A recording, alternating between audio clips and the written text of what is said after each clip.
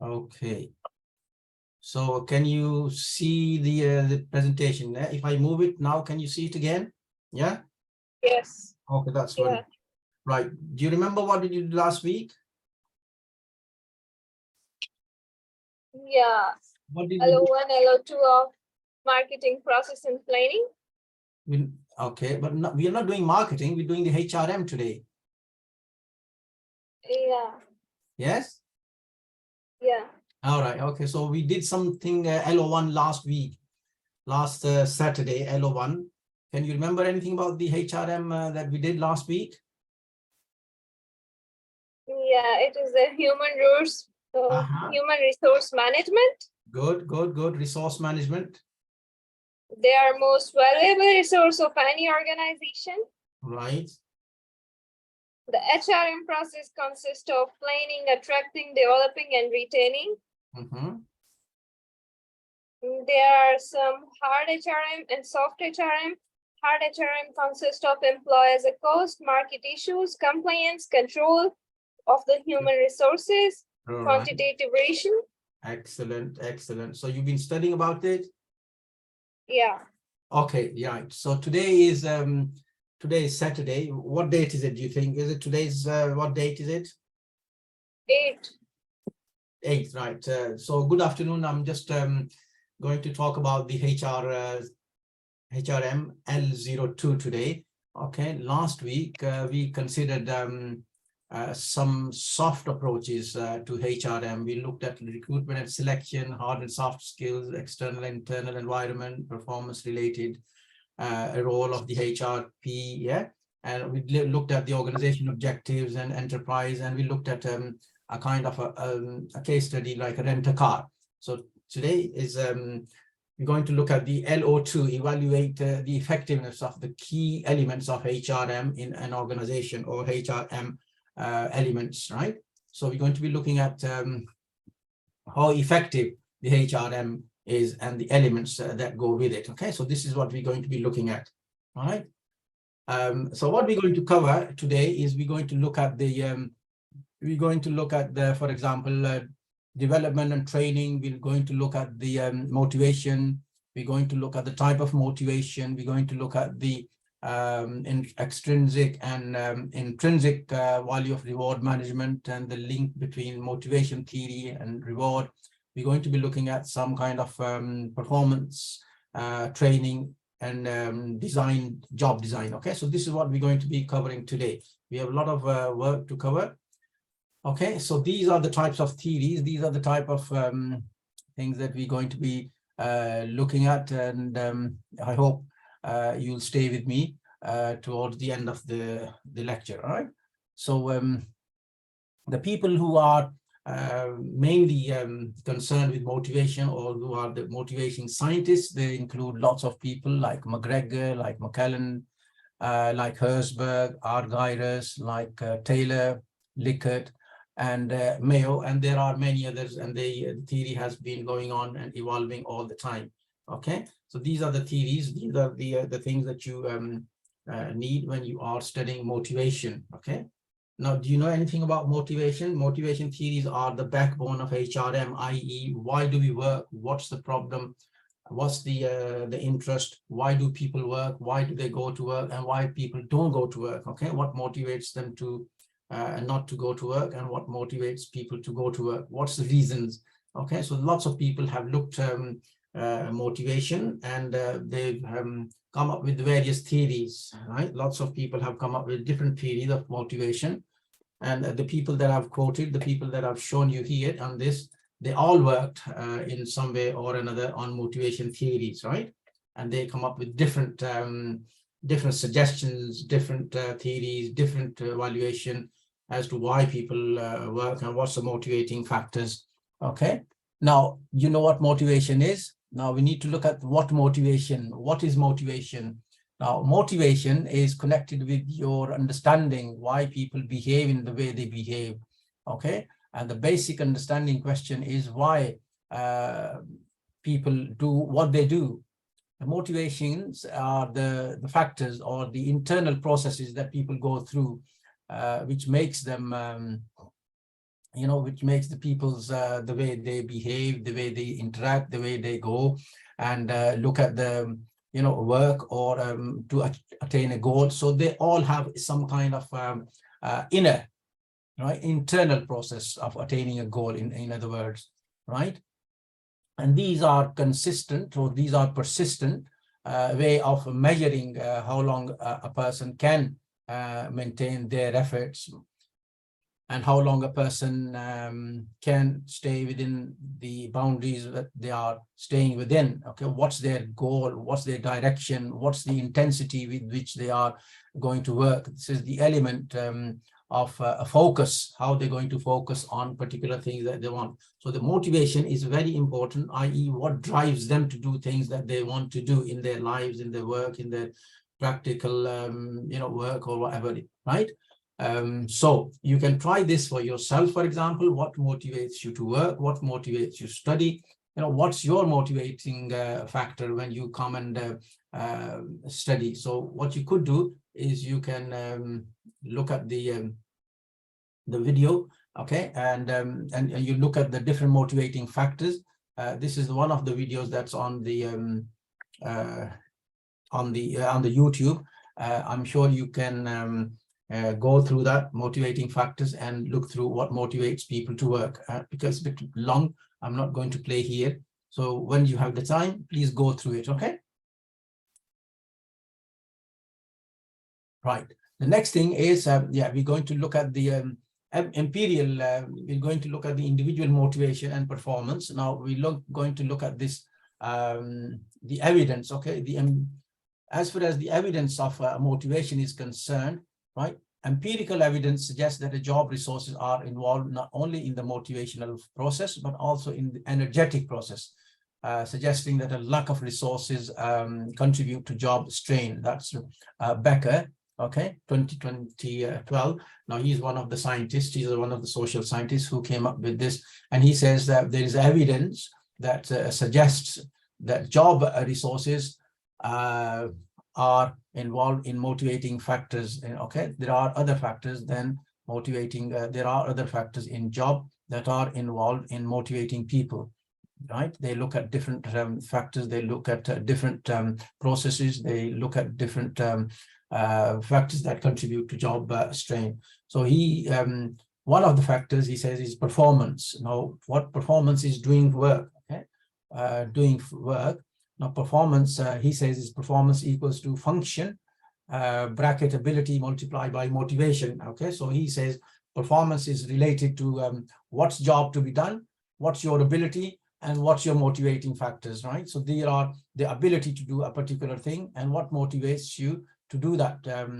And so this is determined by the environment, it's determined by the individual motivating factor, it's determined by the ability, it's determined by the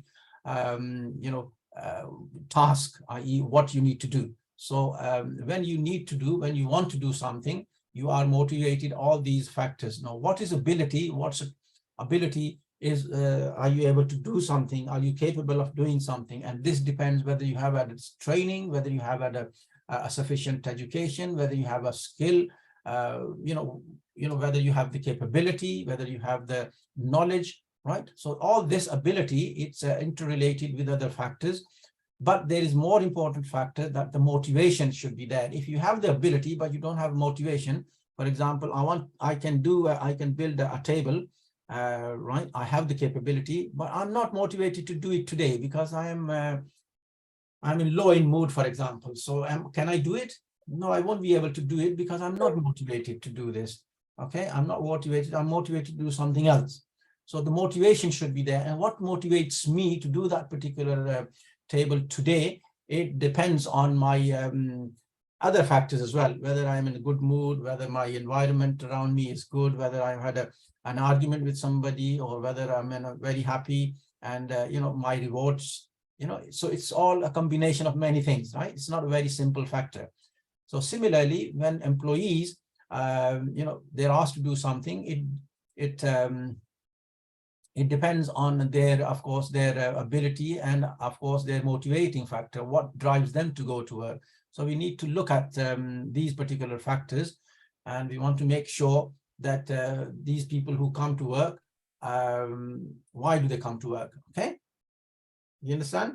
So that's the most important thing. And when you look at your here, when you look at the evaluating the effectiveness of the key elements of HRM, so these, the motivating factor, these are one of the most important factors that need to be cleared out, because it's otherwise we wouldn't be, otherwise workers won't go to factors. Okay, so what would be your response, for example, you know, if you have worked in an organization, for example, what's your response? What do you think? You know, people, why do they go to work? What's their motivating factor to go? What do you think? Any idea? No. Huh? No. What's this? Can you hear me? No. No. Well, look at your, can you just move around your internet, or you can move around where your signals are? Sometimes you can't hear, sometimes you can hear. Okay, I've asked you to, what is the driving force and why people go to work? I asked you to look at this particular situation and tell me why people go to work. What do you think the reasons may be? Now, one reason could be a family reason, for example. One reason could be health. Another reason could be a career, could be money, could be learning, could be shelter, could be social relationship. There are many, many factors that drive you to go to work, aren't there? Okay. If I'm staying home, there are many factors that drive me, you know, to stay at home. If I want to go to work, what's the factors that are driving me to go to work? For example, I need money. For example, I need social contact. For example, I need career development. For example, I need a social relationship. I need to talk to people. I need to have some kind of you know, environment. For example, I feel comfortable because I don't have anybody else to talk to during the day. So I might as well go to work and talk to people and good relationship and make some, yeah. So these are many other reasons for that. All right. All right. Right. Okay. The next thing is okay.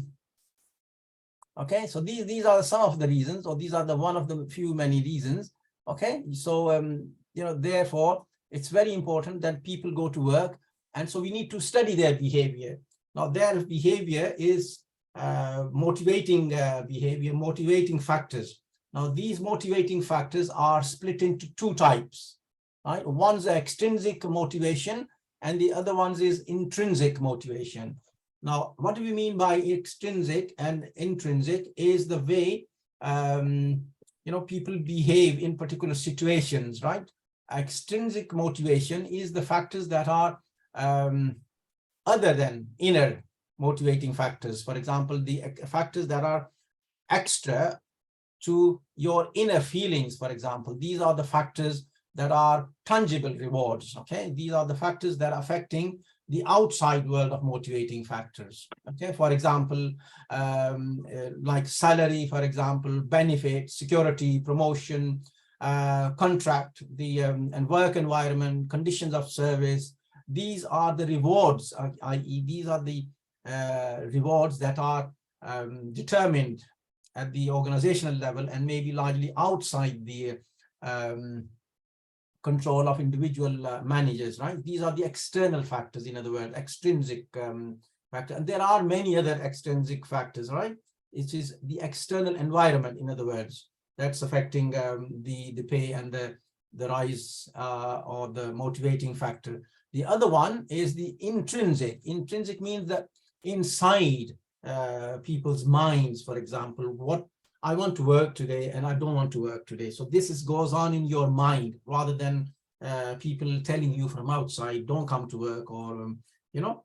So these are the internal, i.e. psychological factors that are fighting within your brain, within your body, within your mind. Okay. So these are the rewards. For example, why do I work? I need to work because I need a, you know, career development, right? Nobody's told me, but I need it because for my own self recognition, for my own self-satisfaction. So I should be getting this satisfaction, and people should treat me in a way that I want them to treat me. Yeah, do you see that?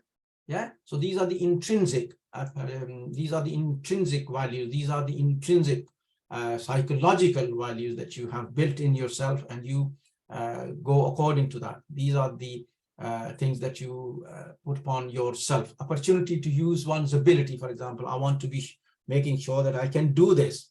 I can do this job.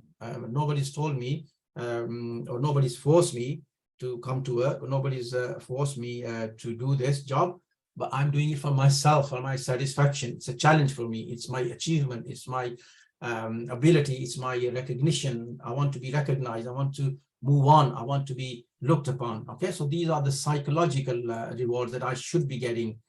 So these are called the intrinsic values. So the motivation depends upon the extrinsic and intrinsic factors. So the intrinsic factors are inside yourself, and the extrinsic are the factors that are governing outside world. For example, wages and salaries and environment. Okay. Now, this factor, Mullins is one of the theorists, and he says that employees need expectations, right? They need expectation. They need needs. They need a needs and expectation, and they are classified into three types. One's an economic type, one's an intrinsic satisfaction, one's a social relationship. What do we mean by economic and intrinsic and social relationship? I.e., people, well, he says people need money because they need to survive. For example, you need to have money because you need security. You need to survive, right? You need to survive. You need to have some material wealth. You need to have some material security. For example, this is connected with pay, of course, pay, benefits, and pension rights. So you can get a security, economic benefits. And then there is the intrinsic, which is the interior, inside, in psychological, the nature of work, the ability to do the work, the personal growth, the career, the development, the satisfaction, the recognition from other people. So these are the intrinsic. And these are the social relationship, which means the friendship. My friend has done a degree and he's got a job, and so I should be doing the degree and I should get a job. Okay, so other people motivate you, or other people drive you, which is as a factor, and then you are motivated to do that particular thing. Okay, so in other words, it's your social group and relationship and desire. Okay, so by people's behavior, you are affected, and this drives your motivation. So there are a lot of factors that are dividing these motivations. So therefore, a job is very important. When people do work, they are motivated to do things because they are affected by internal and external. And you need to look at the theories. The theories that we looked at, or theories that we've shown you, like the management theories, Taylor's theory and Mayo's theory and McCallan's theory, all these theories that we looked at the beginning, the chart, the map.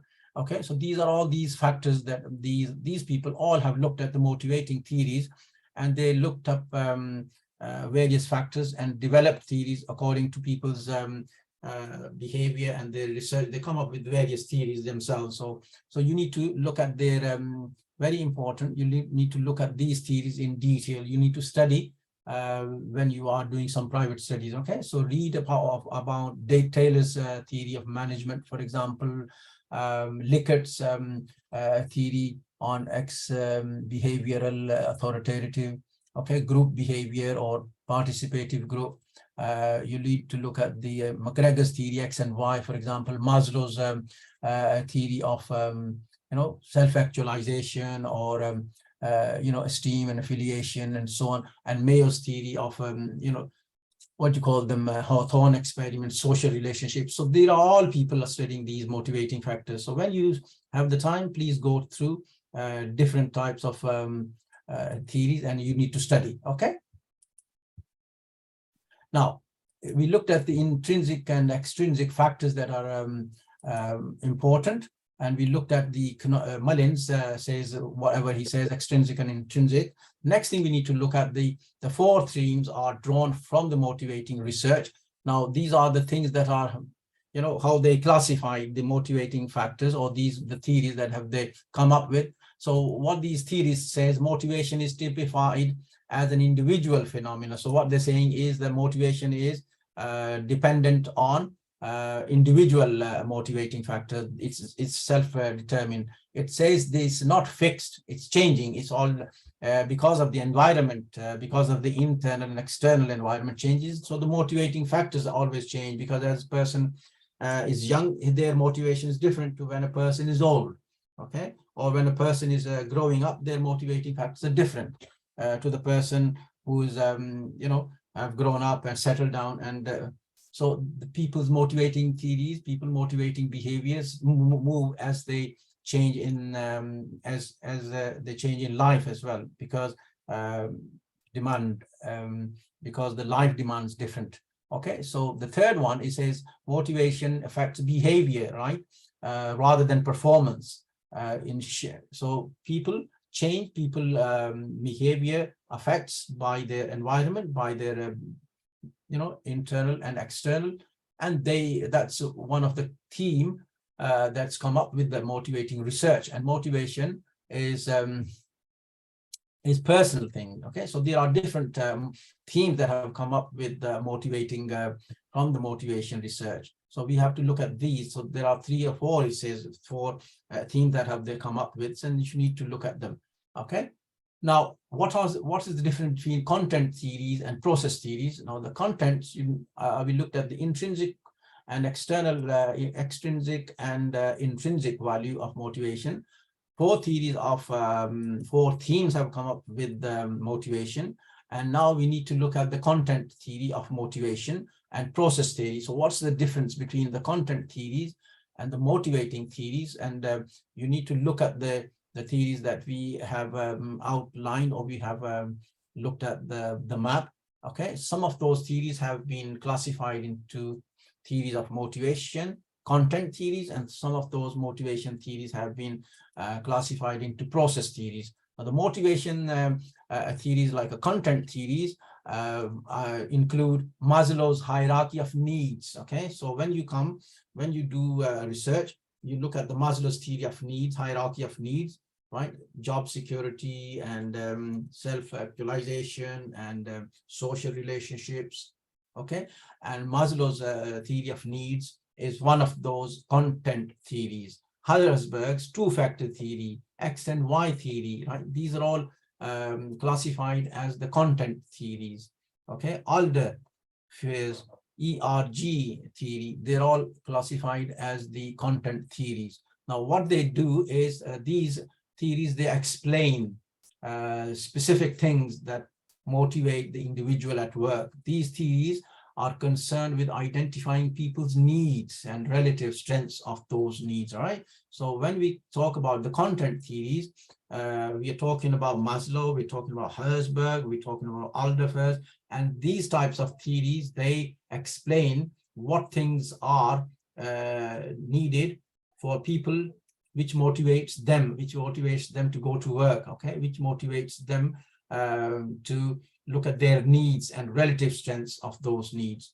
The process theories, however, these theories, they look at identifying the relationships, i.e. the social behavior, the social group, okay? So people as social animals, okay? So these are the theories that identify the relationships among the dynamic variables that make up motivation and the actions required to influence behavior and actions, all right? So these theories include some kind of theories by, for example, Groom's expectancy theory, Adams' equity theory, and Locke's goal theory. And there are other theories that you need to look at, that you can go through to look at these behavior, social relationships, and how they are affecting the people's behavior, all right? So these are theories that and there are other theories, content and process theories.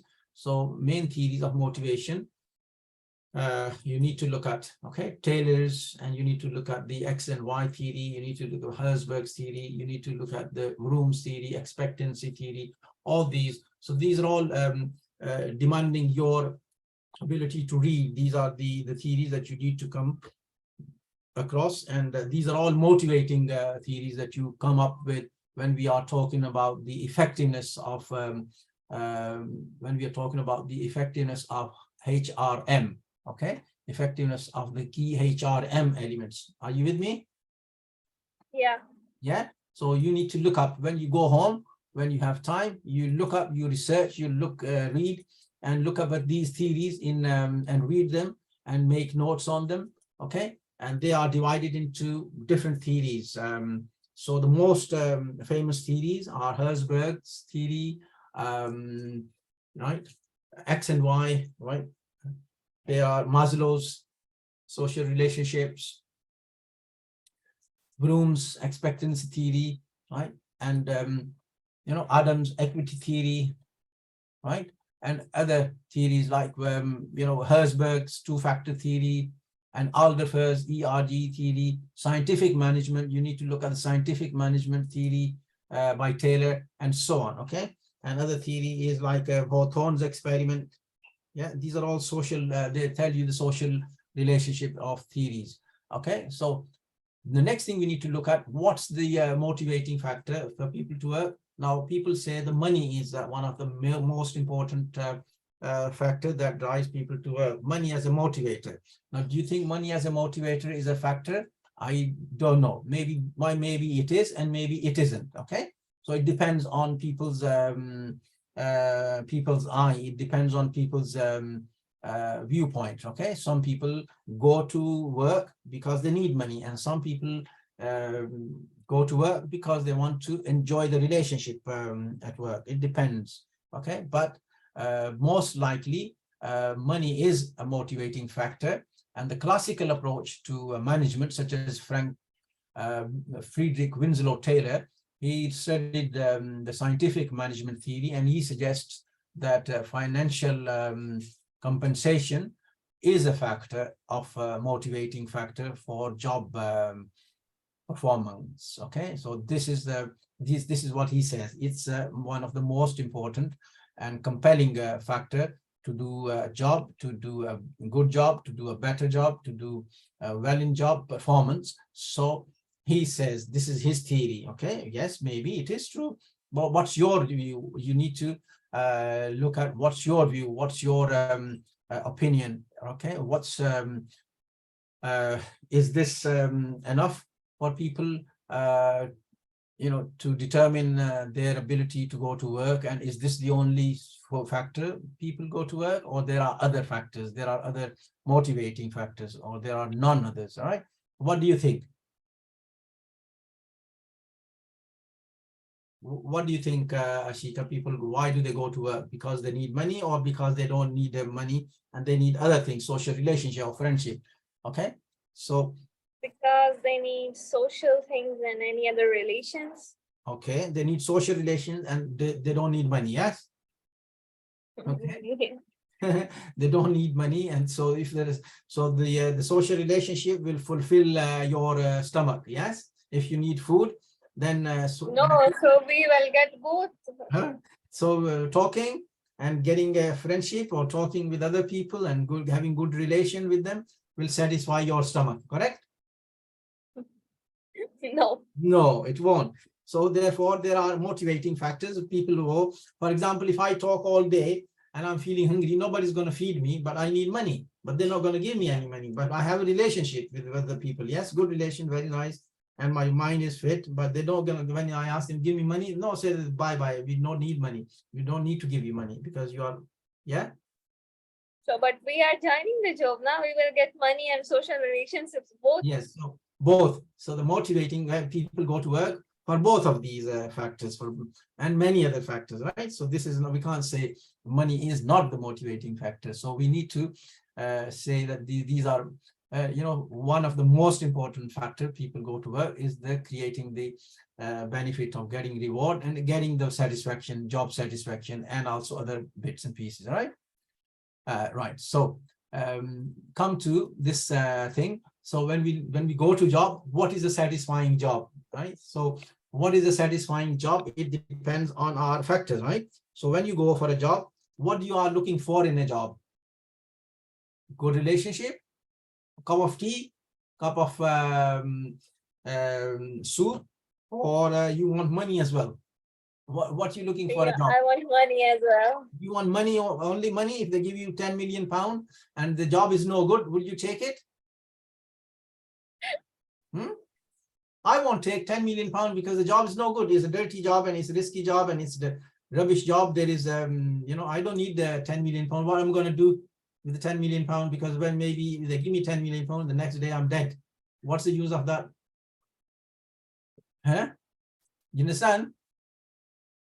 Yeah. So you have so what is a satisfying job? It depends on its characteristics. It depends on what is a satisfying job. It depends on how would you know the job was satisfying? How would you know that there is evidence people have done this job particularly, and did they find it satisfying?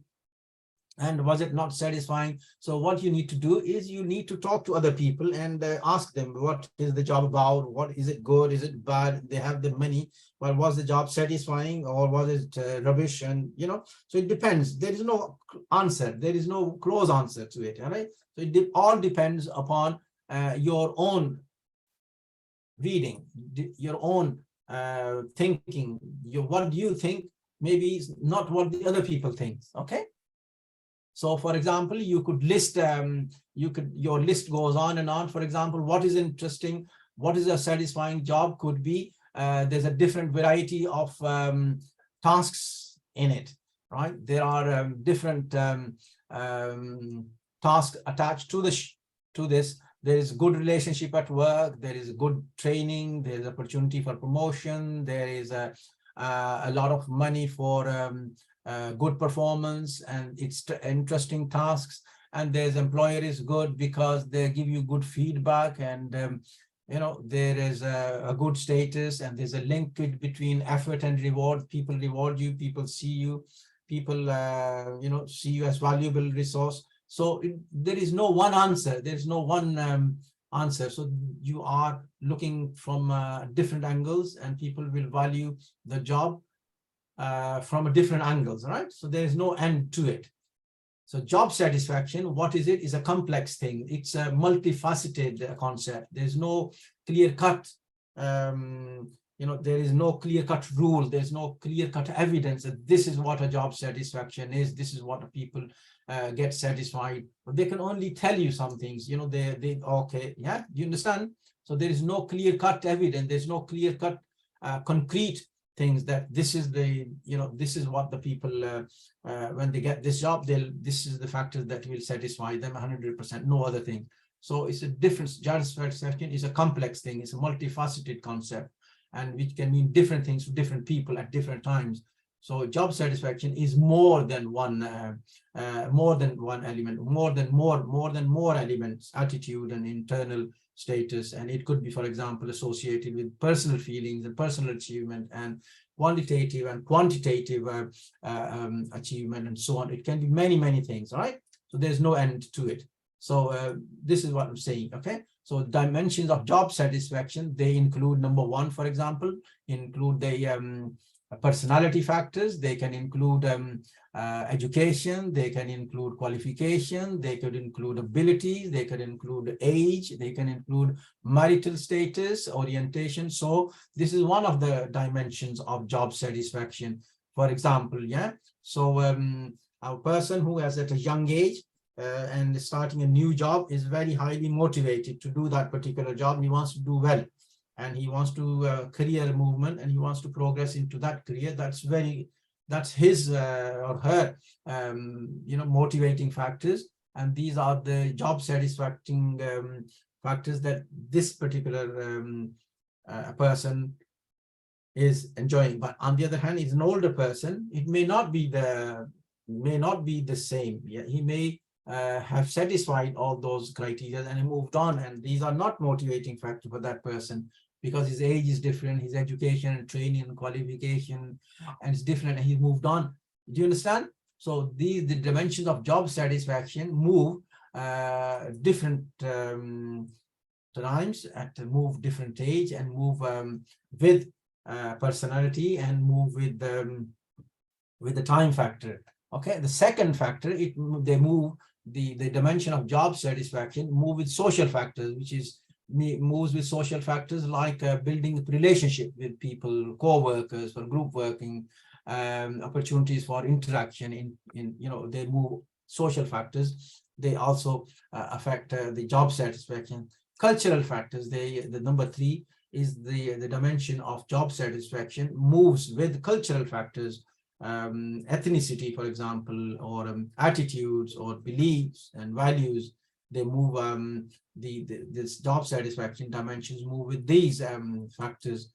The 4th factor that is important is organizational factors, i.e., what's the nature of the organization, what's the size, what's the structure, what's the relationship, what's their practices, what's their policies, what's the leadership style, what's the environment like within that particular organization, right? What is the nature of the work, for example, the working practices, the conditions, the environment, the procedures, the policies, the nature, all this type of setup, where it is and how the IT, for example, the tools of the trade, what are the organizational setup, what are the other factors that are important in that is very important.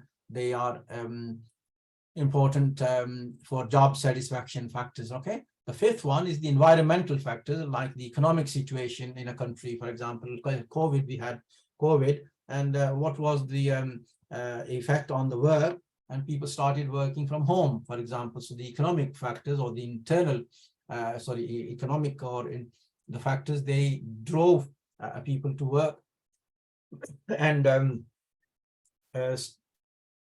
adopt different working practices, because of the inability to go to work, or people started moving, started work from home. They started work from home instead of going to work in remote work practices. So economic conditions drove, or environmental factors drove these to adopt different working practices. Social factors, technological factors, the government influences, the economic conditions, and so on. So the other external factors are very important, and they affect these motivating factors. So all in all, there are many different types of factors that affect your job satisfaction.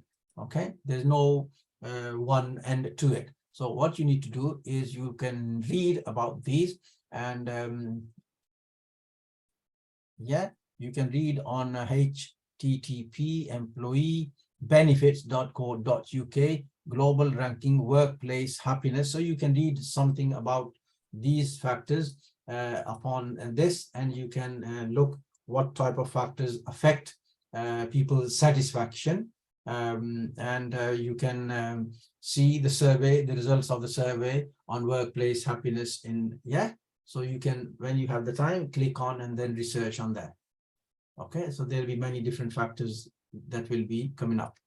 All right, and also you can look at this, and you need to answer these questions. You can answer these questions. For example, what what kind of factors make people happy, or what are the happy, who are the people who are happy? Are the managers are happy at work, or non-managers? For example, what do you think? Are the younger people happy at work, or the older people are happy at work? What's the distinction between, does your job satisfaction have an impact on productivity? For example, they're all, so you can answer some of these questions by looking at those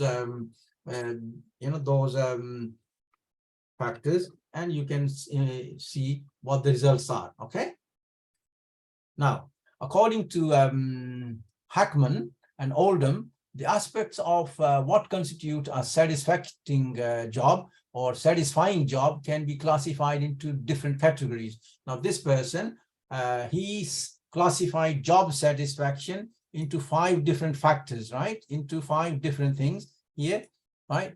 Number 1, for example. Number 2. Number 3. Number 4. and number 5. Okay. Now, what's the number 1 is the skill variety, i.e., to what extent is the job different? Okay. To what extent the job gives you different activities in a particular place, in a particular organization, is, you know, the level of variety, the level of skill that needed in doing your job. Are they different? Are they different activities? Are they involve a lot of different ranges of skills? Do they equip you to do many things in that place, right? What's the variety of the skills that so this can be a motivating factor, or this can be a satisfying job factor. The second thing he says is task identity, i.e., to what extent the job allows completion of a piece of work and a visible importance outcome, i.e., task identity. What is the job that allows you to do completion of what pieces, while pieces of work with the visible important outcomes? What's the task that you're going to do, and does it give you identity?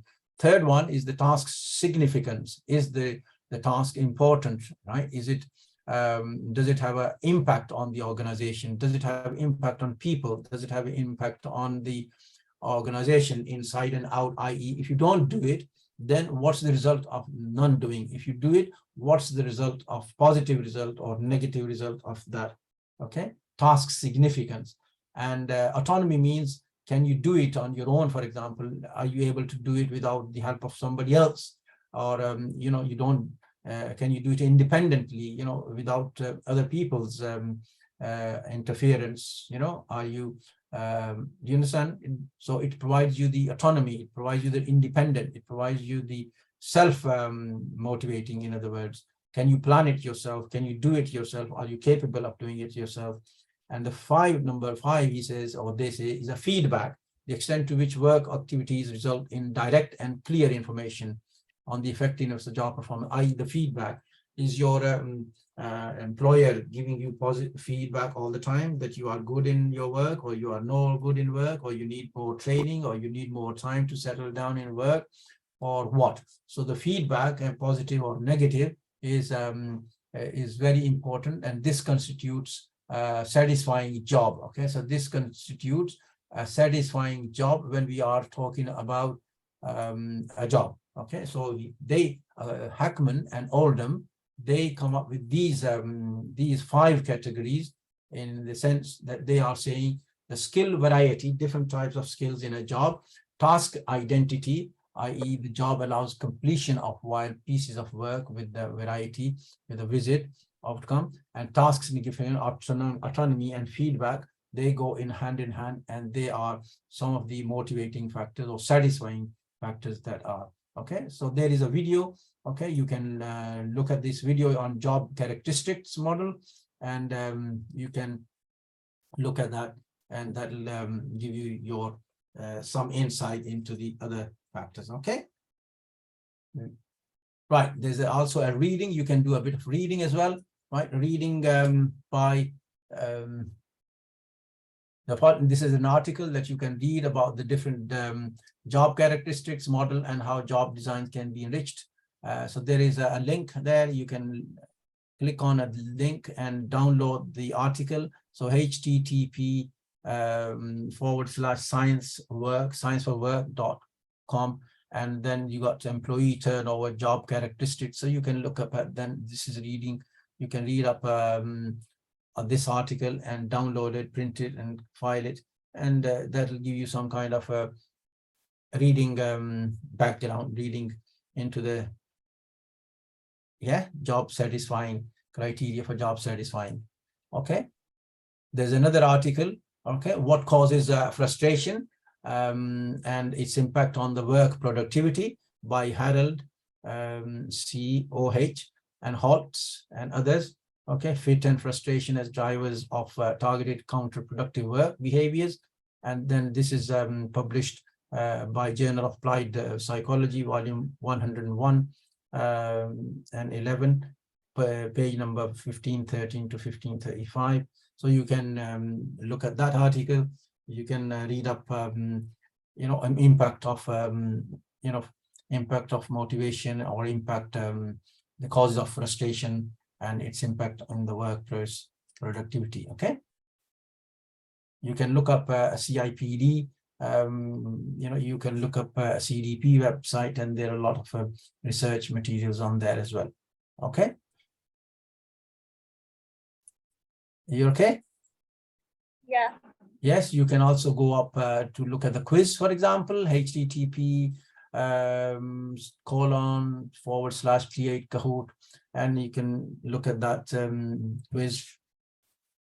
Now, next thing we need to look at is, so we looked at the motivating, and we looked at motivating factors, job satisfaction, intrinsic and extrinsic value. The next thing we need to look at the training. Okay. The another element of how the organizations, how the HRM works in organization is we need to look at the training as a process of teaching new employees new skills, developing new qualities, developing new things, and we need to see how the training is important at workplace, and what is the contribution of training. Okay, because the contribution of training is important, because it without this training, okay, people will leave the job, for example, because they can't do the job. The things have changed. The training is important because new skills have come up, because new technology has come up, because new way of developing things have come up, new methods have been developed from last time they were there. Maybe 10 years the skills have gone out of date. So you need continuous training. You need continuous training to reduce labor turnover. You need to do the training to increase motivation. You need to do the training to reduce absenteeism, to reduce labor turnover, to increase the motivating of people to stay within the job. You need to do the retaining training to reduce health and safety records. You want to maintain the health and safety record. You need to produce better quality products. You need to increase the productivity, and there are many reasons why you need training. Yeah. Okay, so you need to, again, similarly to motivation, there is no one end to why do we do training. Training is always part and parcel of any job, any career, or any skill. Okay, some people view training as costs, and some people view training as benefits. Okay, so people who view costs, they think that it's no good developing employees because they've already come up with these skills. We are already spending money on people. Why should we spend money on these people? Because they're going to cost us a lot, and they might leave. They might leave and go for another job. So then we have to employ new people, and then we have to train them, and this is a cost, and this is a we can't do this forever, and we can't afford to do that. No, this is wrong. Okay, when you have a good employees and they want to stay with you, you give them training, and they will reward you better. They'll give you more in return. Okay, so you don't see employees as costs. You see them as assets. Human resource management views people as assets, human assets, rather than used to be at the cost. Last time we looked at the hard and soft course, of the human resources. Some people view humans as costs, but nowadays these people view them as valuable assets. So without these people, without these trained people, you can't do anything. So if you have do you understand? So training is very important. Training gives you training gives people better, right? Better equipment to stay within the job, and so they benefit you, but they're not looked at costs, but people do. Okay, so this is a wrong view they take. Okay, because people will give you more in benefit, so they should continually treat people with better, with better training materials, and to improve their motivation, so they can give you more productivity, they can stay with you, they can give you a reputation, they enhance the reputation of the company, they'll enhance the reputation of the organization, and they in turn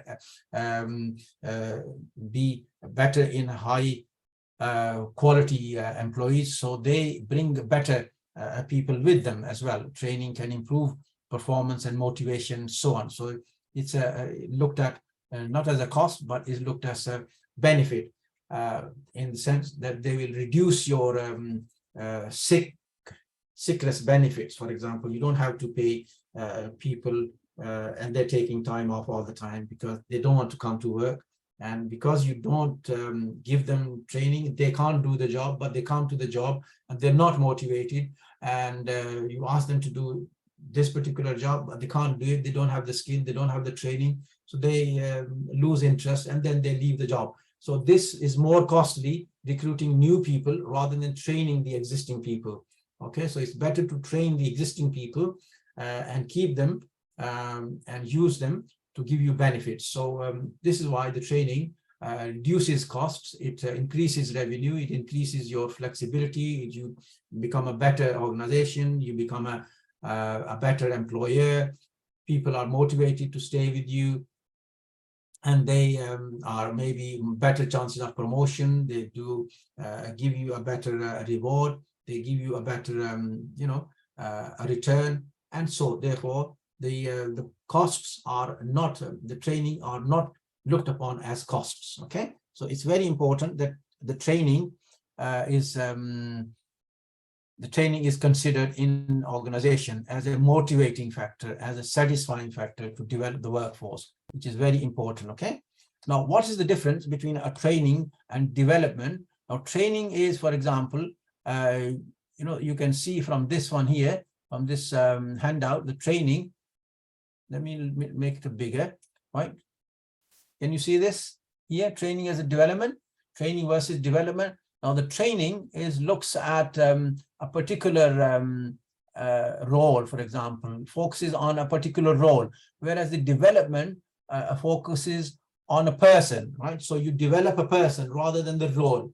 So the training develops a person, okay? Develops a role, and the development develops a person. So a person becomes a better person. Although he can do the job, he becomes a better person. And once a person is better, you are developing the whole personality of that person.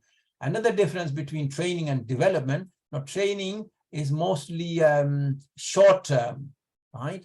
But development is a longer term. Development is a continuous process. Development is, combines the organizational strategy, and it combines the overall objectives of organization. It goes hand in hand with the strategy. So you develop, you develop this function as a long term rather than training for a short term.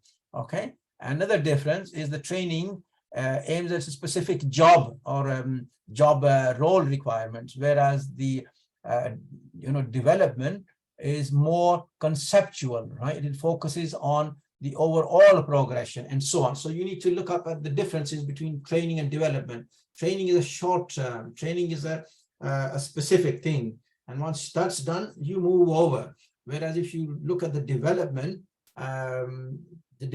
looks at the person, looks at person as a whole, develops person as a whole, and more capable, and it fits into the organizational strategy, overall strategy. So that's the difference.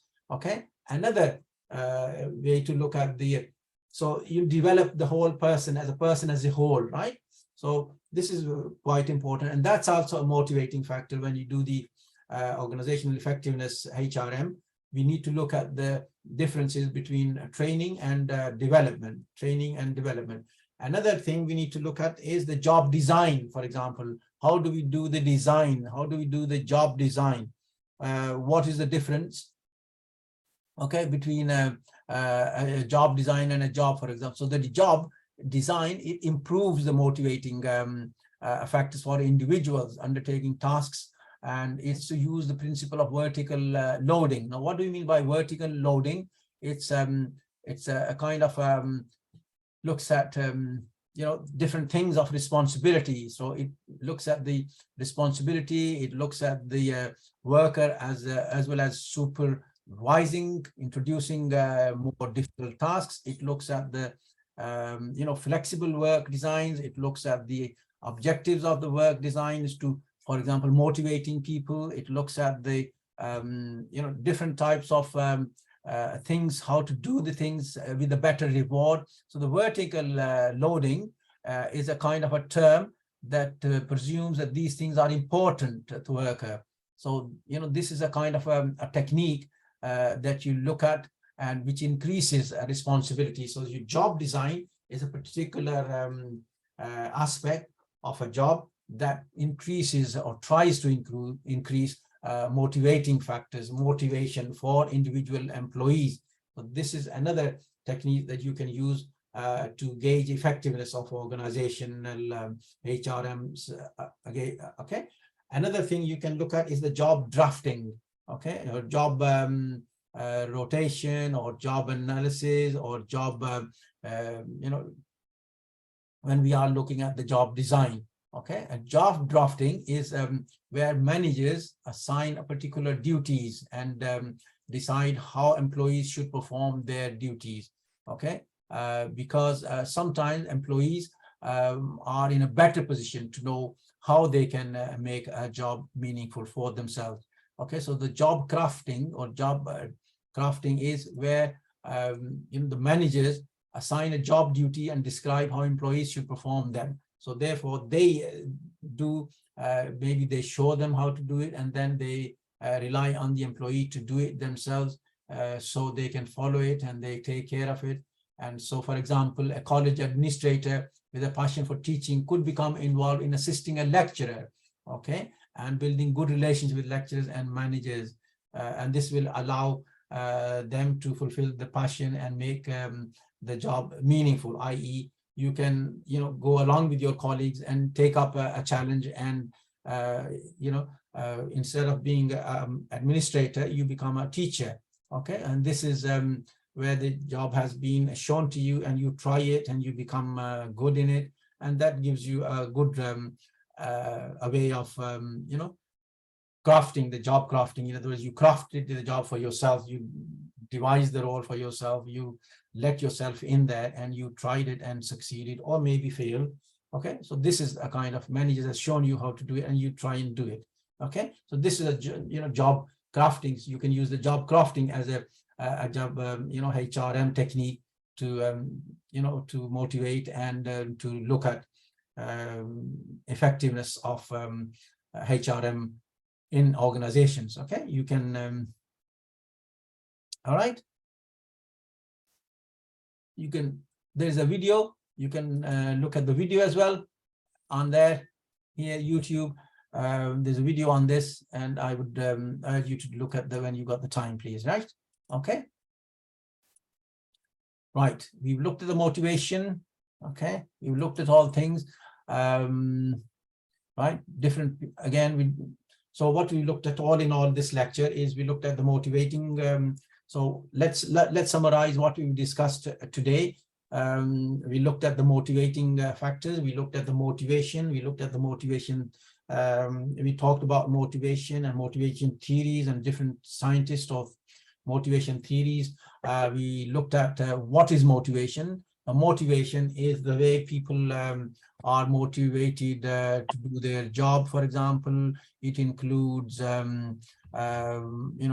what type of initiative, it includes what to achieve, for example, it includes the type of results that you're going to get, it includes whether it's satisfying motivating factors, or it's not motivating factors that are satisfying, or it depends on what what you need in the first instance, what are the motivating factors that you are